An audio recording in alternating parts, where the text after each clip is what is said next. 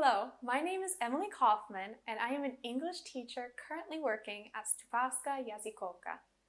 I grew up in the United States, in Ohio, and languages have been a lifelong interest of mine. Today, we will be talking about some of the differences between the English and Slovak languages, including alphabet and pronunciation, vocabulary, and grammar. Let's begin with the building blocks of both languages, the alphabet. There are only 26 letters in the English alphabet compared to 46 letters in the Slovak alphabet. This means that most of Slovak's letters are only given one sound, while many English letters have two or more sounds, such as C. In English, C can make a K as in cat or an S as in citrus. Sometimes both uses are found in one word, like in cancel. To compare, the C in Slovak has a T sound, like in cukor or cibulia. Another letter with two sounds is the G, which, like C, has a hard and soft sound. The hard G is the same as in the English word goose, and it's also found in Slovak. English's soft G is in giraffe, sounds like Slovak's J, which is heard in juice, which starts with a J in English. All of these strange spellings mean that students throughout the English-speaking world are given spelling tests until they graduate high school at the age of 18. English also lacks all accent marks, although some foreign words keep their accent marks, like in the French word naïve or Spanish's jalapeno. However, many times these words are also spelled without their accent mark, and over time they are lost entirely. Because of this small alphabet, English is famous for the spelling of its words and how little they match with the pronunciation. Even for native speakers, this can be a problem.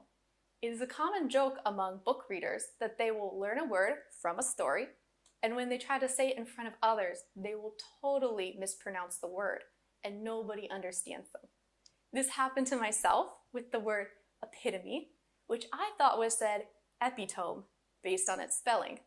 Thankfully, only my family heard me say it wrong, and they told me the correct way to say it.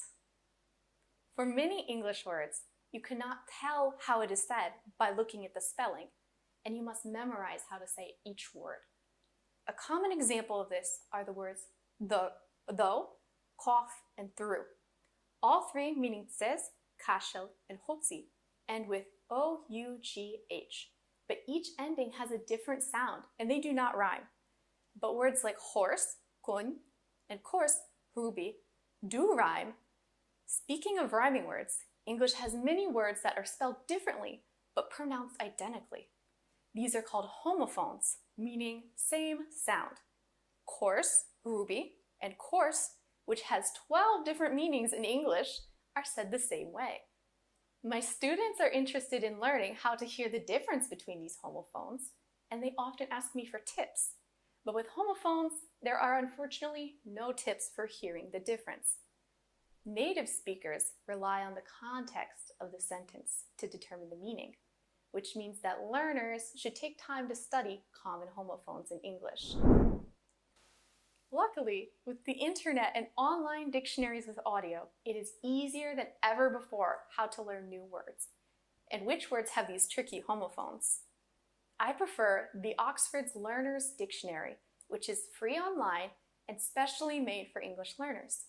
It has clear descriptions of each meaning, plenty of examples for how to use each word in a sentence, related idioms and phrasal verbs, as well as clear audio of how to say each word and where to place the stress in both American and British English.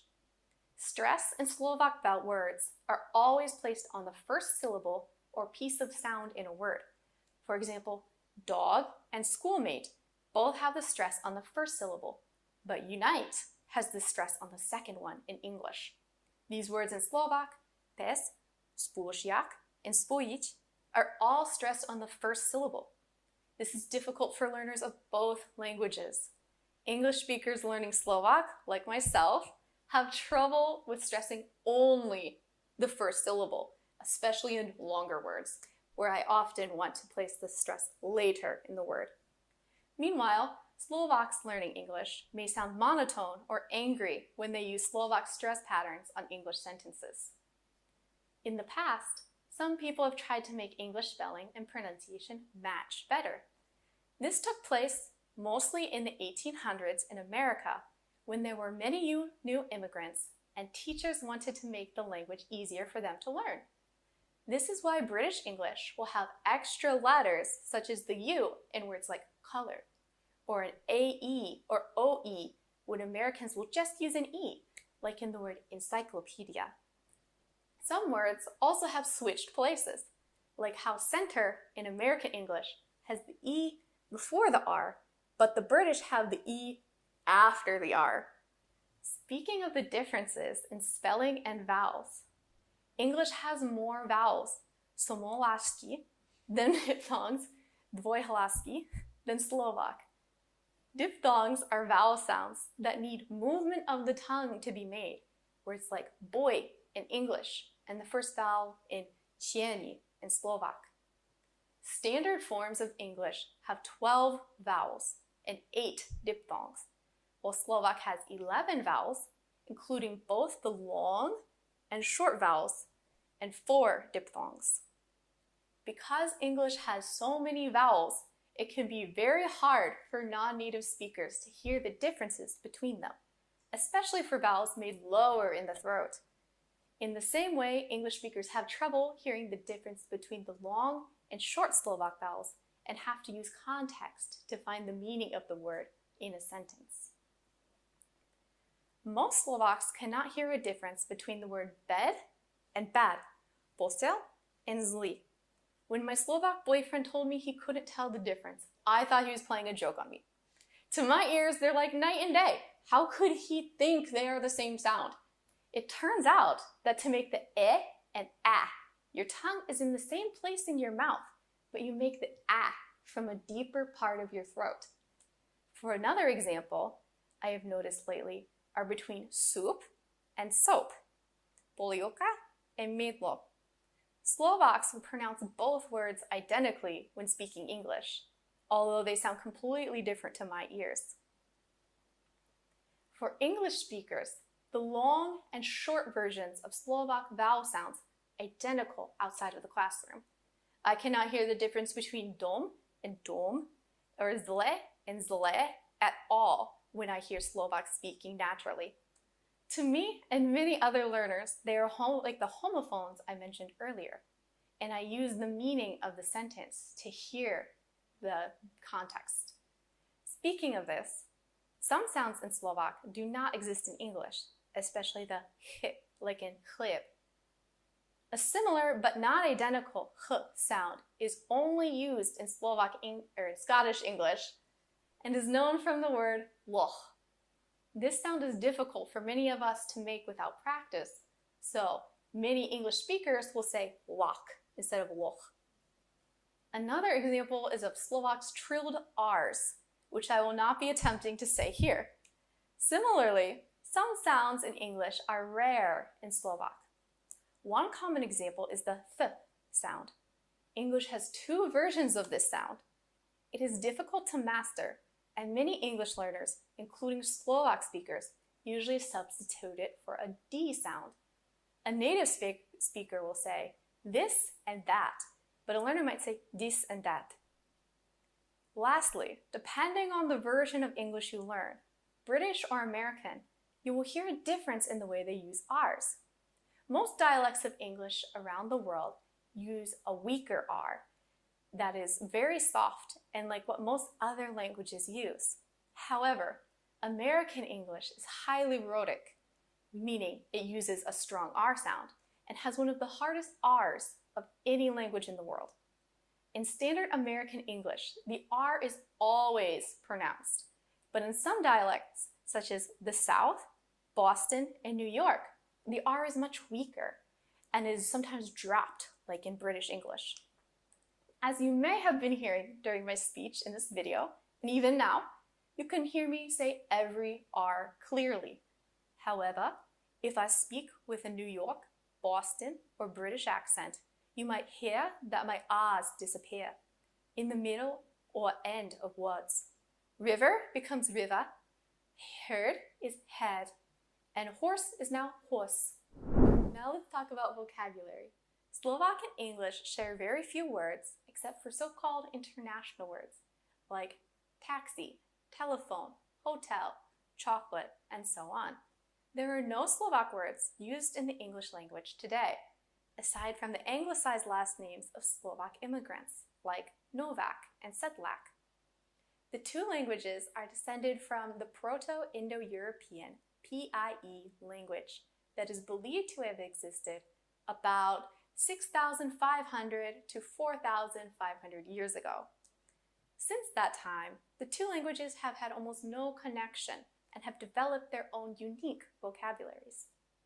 Because of this, it is difficult to find cognates, words with both similar sounds and a shared origin, in the two tongues. English has a long history of adopting foreign words, even if it's not adopted any from Slovak.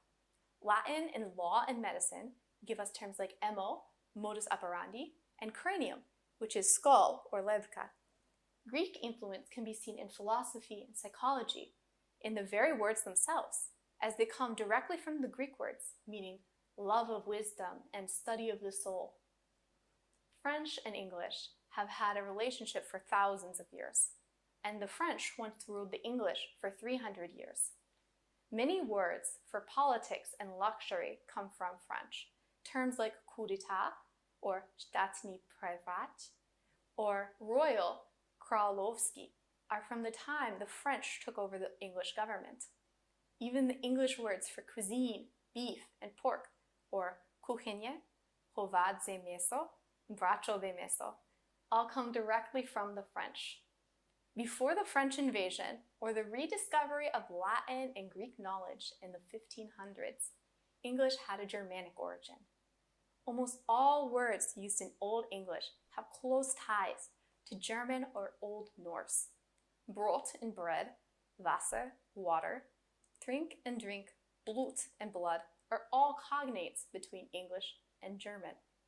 Words like kniv, which is Swedish, are understandable to modern English speakers without studying the language. Can you tell that it meant knife? Back when it was introduced through Old Norse, the K wasn't silent, and it was said as knife. We have also taken more modern expressions from German, such as Schadenfreude, the feeling of being happy when something bad happens to someone else, Wanderlust, the desire to travel, and Zeitgeist, the spirit or feeling of a time. We also use fest to mean festival, talk about folkloric things being kitsch, say kaput when something is broken, or nix to cancel something or make it nothing, similar to the Slovak nič. Some examples of non-European words adopted by English can be found across the ocean. American English took in many words from the native peoples of the land, such as Cuyahoga and Mississippi for the names of rivers, to moose, elk, possum, skunk for the names of animals, or los, jelen, wapiti, opossum, and husnik in Slovak. Many parts of the world have their unique vocabularies too. They're estimated to be over 150 different dialects of English, with 30 unique dialects in the United States alone. In fact, my mom and dad both grew up speaking different dialects.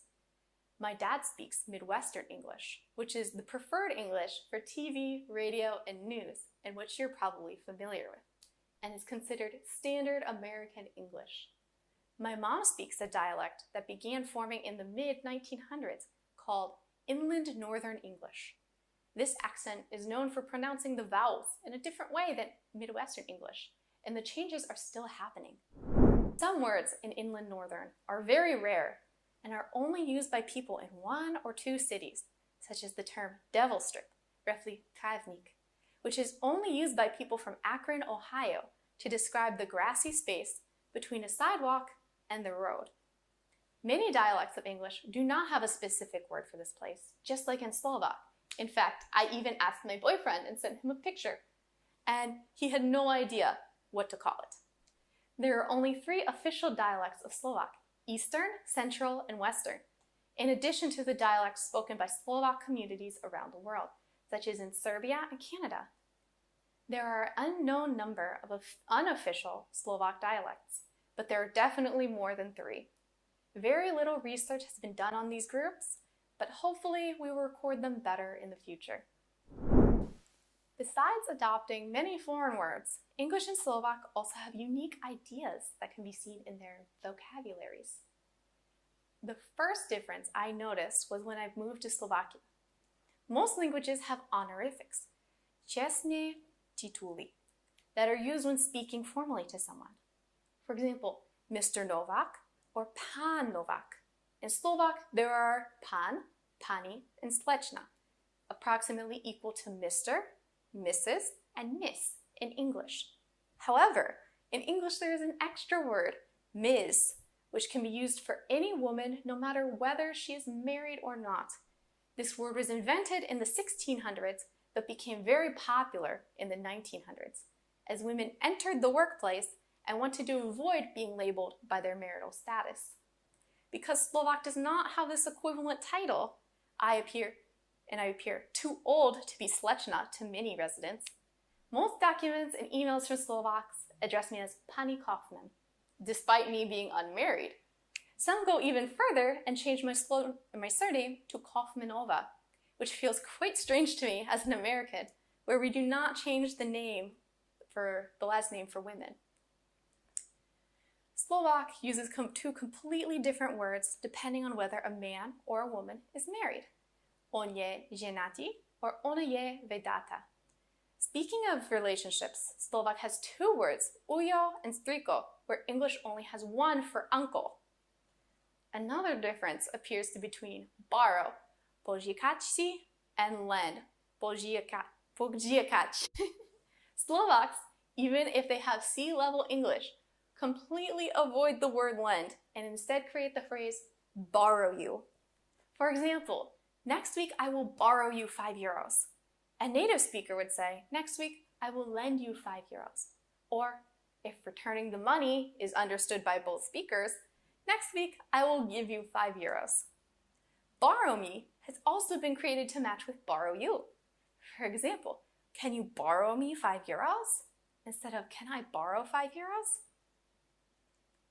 Since moving here, I have also learned that English's bread vocabulary is quite small compared to Slovak's. To us, bread is almost everything that comes out of the bakery that isn't sweetened or filled with something. Chlieb, opekanie chlieb, rožok, žemla, that's all bread to us. The reverse is true of sweet things.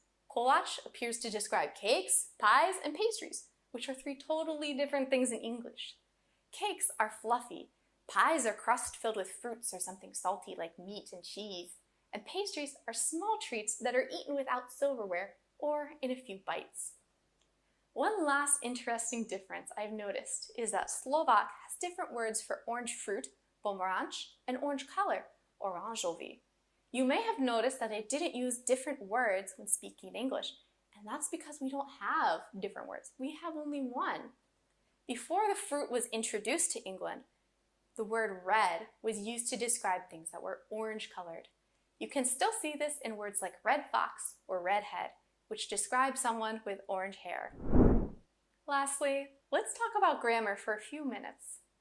Because they came from the same language thousands of years ago, all languages in the Indo-European family will have similar features. Think of how similar Slovak and English are when compared to languages outside of this family, such as Uralic languages like Finnish and Hungarian, or Semitic languages like Arabic and Hebrew. The gap between English and Slovak aren't as large, but there are some major differences that we will discuss. One of the first differences that new learners notice immediately is that English has articles and Slovak does not. Articles are words like a, an, or the, which tell us if we're talking about a specific noun or object or not. For example, I see a cat has a completely different meaning than I see the cat. The cat is a specific cat, like ta mačka. Well, a cat is not a certain cat, and it doesn't matter. It could be any cat in the entire world. We don't care. To add to the trouble of knowing when to use articles, Brits and Americans sometimes use them differently. For example, an American will say, I have a headache. But Brits will drop the article in this situation and say, I have headache. No A. If you have learned British English and watched on TV American English, you might wonder if you were taught wrong when you hear Americans using these extra articles. After noticing these new articles, students will start to wonder where English's grammatical gender is hiding. Slovak has 3 genders: masculine, feminine, and neuter, as do most languages in Europe. In Slovak, every object is given a gender, like pes is masculinum, mačka is femininum, and auto is neutrum. Even German, English's close cousin, has 3 genders, like Slovak. So where's English's? At one point, English also had 3 genders, back when it was Old English, before the Middle Ages, almost 2,000 years ago. But during the Middle Ages, the use of grammatical gender began to fade, and by the time of Shakespeare, 500 years ago, it was completely gone. Now gender is only used in poetry, such as describing the earth, the sea, the moon, or to talk about valuable and expensive things, like boats, cars, whole countries, or other luxuries. Interestingly, these things are all referred to as she and not he. Older generations may refer to all animals as he, but most speakers under the age of 65 will use it, unless the biological gender of an animal is known. For example, an older person may call all dogs he, whereas people my age will just call them it. English speakers often struggle to learn the concept of grammatical gender, and may only use masculine gender for all objects, for example. The next difference that is seen by students is that almost no conjugation or cases seem to exist in English. Slovak has 7 cases, although only 6 are regularly used, and you might remember them from your school days. The nominative, genitive, dative, accusative, locative, instrumental, and rarely used vocative cases. Cases are used to help us see who is doing what during a sentence. English technically has 4 cases, but accusative and dative are almost always used identically. Cases are usually taught in English as being subject, nominative, object, accusative and dative, and possessive, genitive. For example, in the sentence, you know me and Anna's friend, you is nominative, me is accusative, and Anna's friend is genitive. It shows possession of something. English also appears to have almost no conjugation in the present simple tense. A few complex and irregular verbs like to be need to be memorized. To be is I am, you are, he, she, it is, we are, and they are in English. Or in Slovak, ja som, ty si, on, ona, ono je, my sme, vy ste, oni sú. Remember, English does not have a formal U like vy in Slovak. However, most regular verbs only need an S added to the end of he, she, or it. I run, you run, he, she, it runs, we run, they run. Versus Slovak, bežím, bežiš, beží, bežíme, bežete, and bežia. You only have to memorize 2 forms of each verb and you're done in English. Super easy, right? Tenses are used to describe a situation in time, when it happened. For example, I ate means I finished eating in the past. I eat means I am still eating now. And I will eat means I will do it in the future. Most languages have 3 tenses, called past, present, and future. Some, like German, have 6. English has a total of 16 tenses.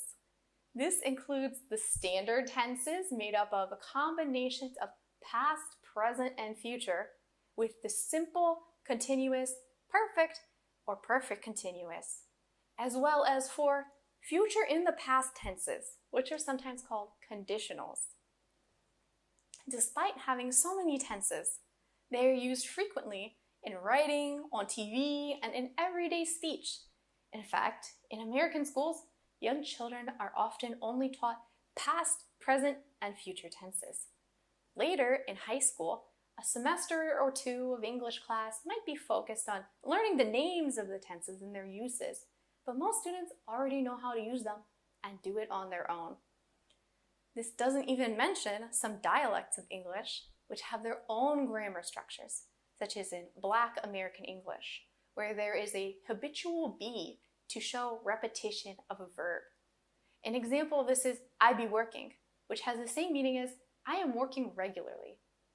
Another dialect spoken in the mountains of Eastern America, Appalachian English, will often add an A to the front of an ing verb and drop the G from the end. So running becomes a runnin'. This doesn't change the meaning of the verb, but it can be difficult to understand if you aren't familiar with these changes and don't expect them.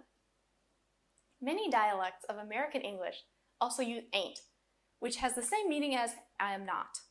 The word is informal but frequently used, such as when your friends ask if they'll see you at the party later and you say, I ain't going, or it is often paired with a double negative, which still has a negative meaning. I ain't never been swimming means I have never been swimming. Lastly, for grammar, I want to cover a few smaller differences. English prepositions are another space of difficulty for Slovak learners. Because English has fewer cases and less conjugation, English prepositions and word order have a lot more to do with showing the connections between subject and object in a sentence. Let's look at a sentence in Slovak and then the same sentence in English. Lore kupil Peter knihu. See the ending of Laura is Lori and that kniha is now knihu? These changed endings help us see who and what the subject and object are in the sentence. The same sentence in English will be, Peter bought a book for Laura. Notice the endings are not changed from their original form, unlike in Slovak. So how do we know who bought the book for whom? We need word order. The subject usually comes in the front part of the sentence, and prepositions, like to tell us what is happening. Another big difference I have seen when teaching Slovak students is with count and non-count nouns. Have you ever wondered why you can say apples or dogs but can't say waters? That's because of the English concept of uncountable nouns, which generally include things like liquids like coffee, water, tea, categories of things like bread, meat, cheese, and non-physical ideas like money, music, and health. Of course, exceptions exist, like there were many breads, or I'd like a coffee.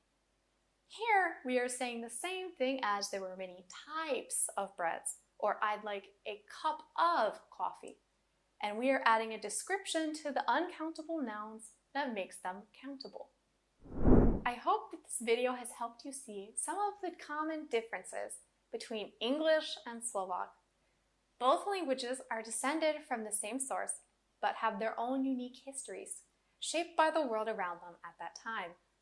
Both are special in their own way and may have features that seem, at first, quite strange to a new student. However, that doesn't mean that one is better than the other in any way. Hopefully, as our world grows more connected and even smaller, we can learn to see the differences and beauty in our languages. If talking about these differences have made you feel a bit scared of English, remember that learning today is a lot more fun and easier than ever before. You can practice English on the internet by making friends with some other English speakers, by watching some of your favorite shows with English audio or subtitles, or by listening to your favorite music and reading books. If you try to introduce a little bit of English into your everyday life, you'll see that these differences aren't so scary or strange after all.